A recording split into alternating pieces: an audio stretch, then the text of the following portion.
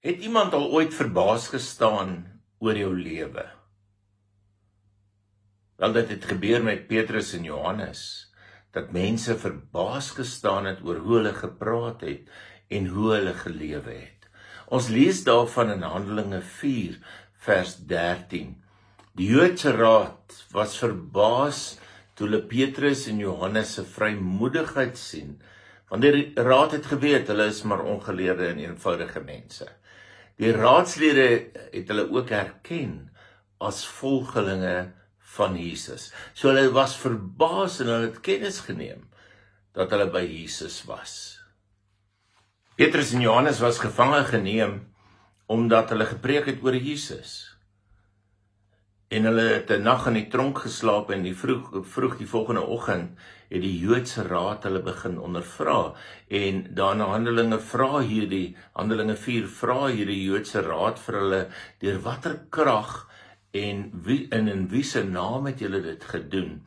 En Petrus, vol van die Heilige Gees, sê vir hulle, en dan sê hy in die naam van Jesus Christus van Nasaret.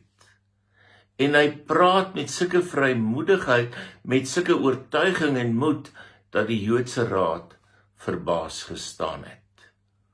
En hulle het geweet, Petrus en Johannes was maar ongeleerde mense, gewone mense, en dit het hulle verbasing nog groter gemaak.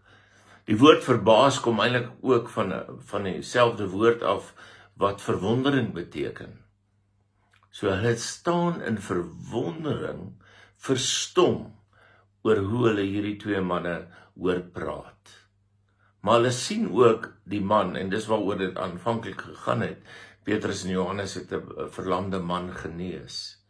Hulle sien hierdie man wat nou gesond geword het, en dit maak hulle verbasing verder nog meer. Hulle was verbaas dat dit gewone mense was, ongeleerd, en dat hulle volgelinge van Jesus was. Sê iemand ooit so iets oor jou lewe?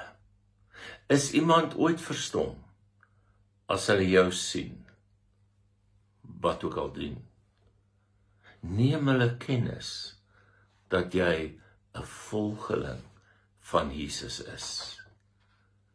Ek dink jy moet besef, God gebruik gewone mense om buitengewone goed te doen. En jy moet dit verder besef. God wil jou gebruik. Hy wil jou in 'n verbasende verhaal inskryf, waaroor almal verwonderd sal staan.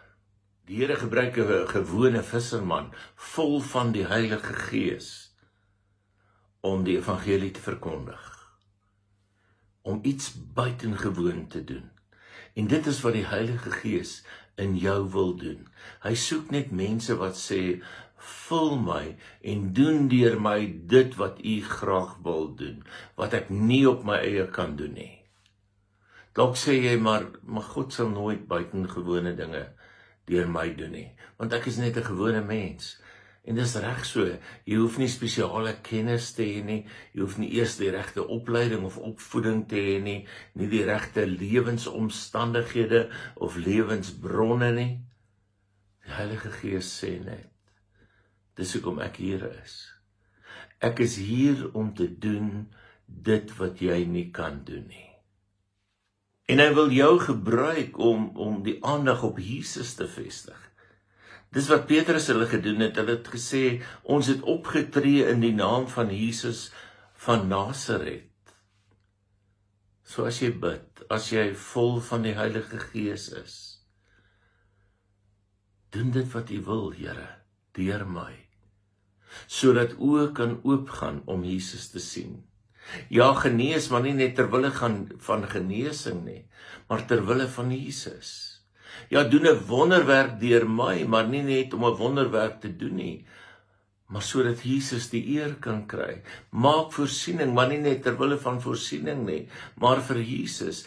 Here, verander my man, maar nie verander hom net nie, terwille van Jesus. Bring hom nader aan Jesus. Red my kind, maar red hom vir Jesus. Stel ander vry, maar stel hulle vry vir Jesus. Doen 'n wonderwerk wat oë oopmaak om Jesus te sien. Jy sien, die oomblik wanneer jy begin lewe vir die Here, die oomblik wanneer jy vol is van die Heilige Gees, gaan mense na jou toe kom en vra, wat het jy? Jy het iets wat ons nie het nie. Wat is dit? En dit gee vir jou aanknopingspunt om te praat oor Jesus Christus, om die evangelie te verkondig. Ons vra dikwels die Here moet ons lei. Ek dink ons almal vra dit elke dag. Waartoe moet hy jou lei? Waarin moet hy jou lei? Ja, Here, lei my, ek gaan skool toe, ek gaan werk toe, ek ry ergens, ek moet 'n besluit neem, is alles reg, ons kan dit bid. Maar vul my, sodat wanneer ek vandag met mense te doen kry, hulle Jesus kan leer ken. Daardie Joodse raad het geweet dat Petrus en Johannes volgelinge van Jesus was. Nabyheid aan Jesus lei tot lewens wat so syne sal lyk.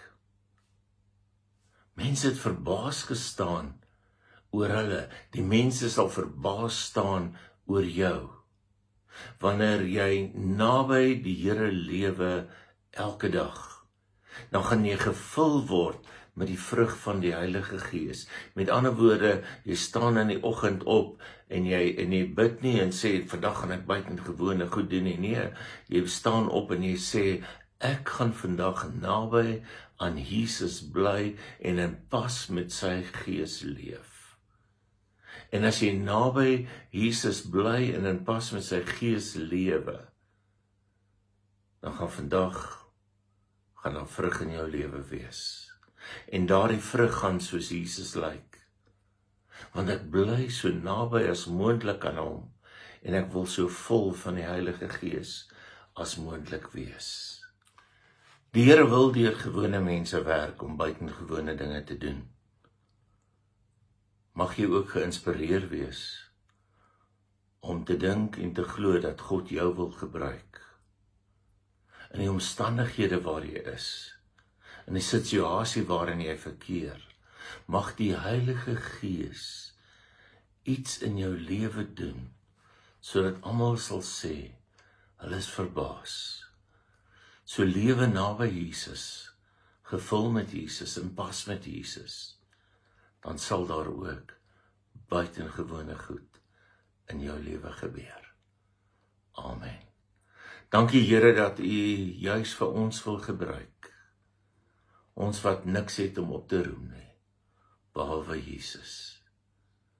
Gee dat dit wat ons doen, dit wat ons sê, dat alles sal wees ter wille van U eer. Ons bid dit in U heilige naam. Amen. Mag dit vir jou 'n wonderlike dag verder wees.